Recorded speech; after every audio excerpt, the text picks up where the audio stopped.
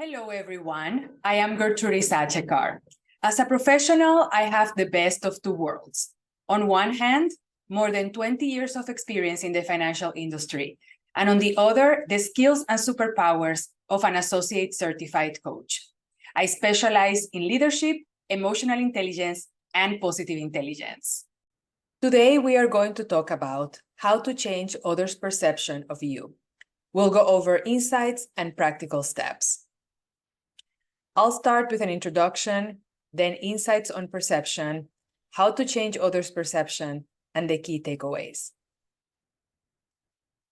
Have you tried changing something about yourself only to discover that despite your best efforts, your colleagues or family members still perceive you in the same way? Isn't it frustrating to invest so much time and energy in developing a new behavior or skill only to find that it doesn't resonate with others? Many of us can relate to the following scenario. We receive the results of a 360 assessment. Our colleagues think we're smart, they like working with us, and they think we're a strong leader. However, most of them coincide that we should listen to the team more. What? We are stunned. Our first thought is, all I do, all day, every day, is listen to these people. What else do they want from me? Here is where the rubber hits the road.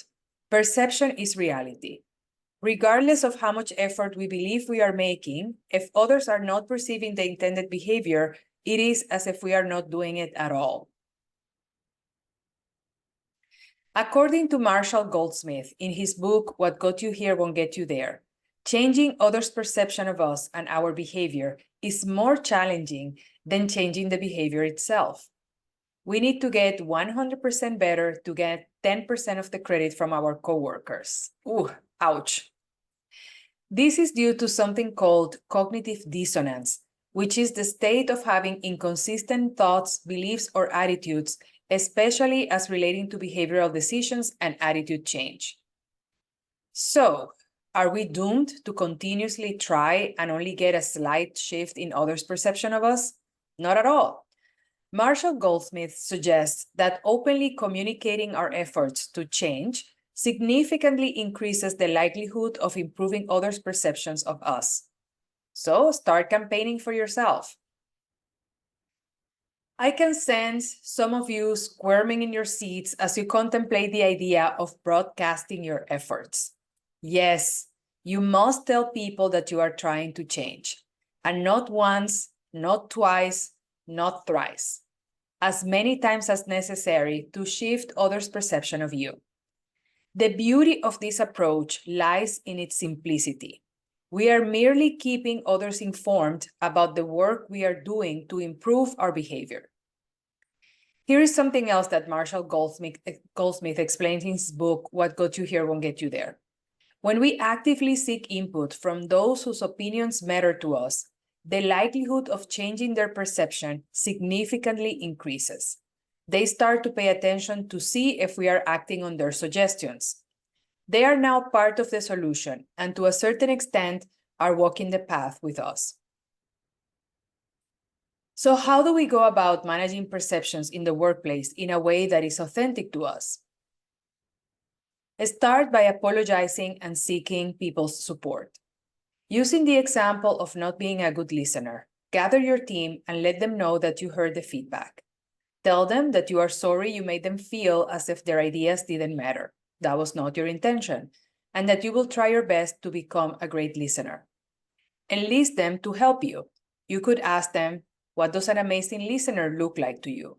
Or, if you were in my shoes, where would you start to learn this skill?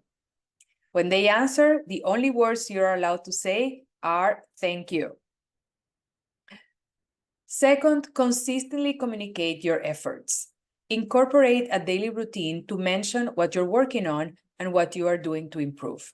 Even better if you say it to one of your stakeholders. It can be casually in passing, in a team meeting, or in one-on-one conversations with your manager or direct reports. In the listening skill example, you could mention to a colleague, hey Trish, I have been trying your suggestion of using a signal to indicate active listening. I think it's working. Third, continue seeking guidance. Ask for a new tip or perspective every 1 or 2 weeks to maintain momentum in your improvement journey.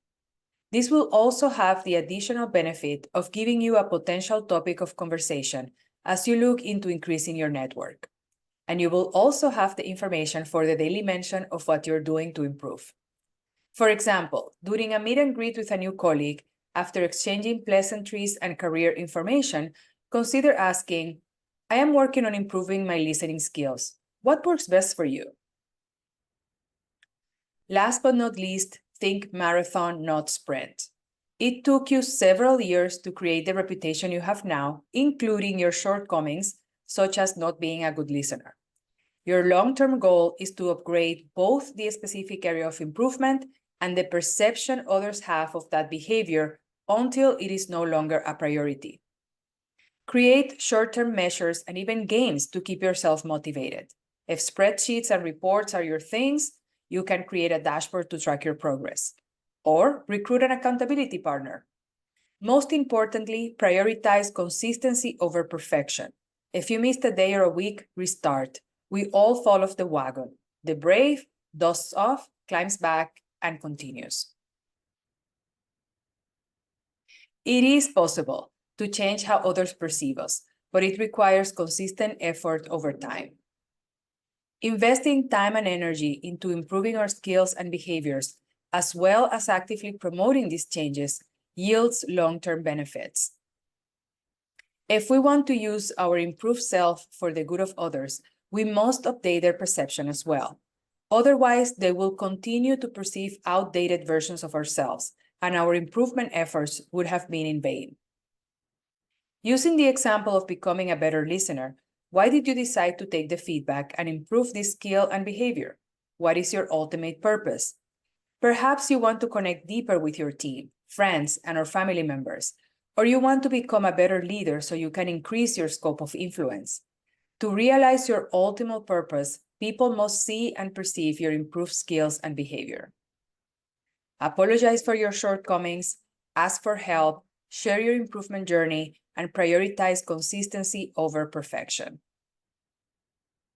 How do you plan to communicate your progress? Let us know in the comments. Thank you so much for listening. Please include your responses in the comments. And for more content, remember to subscribe to my channel.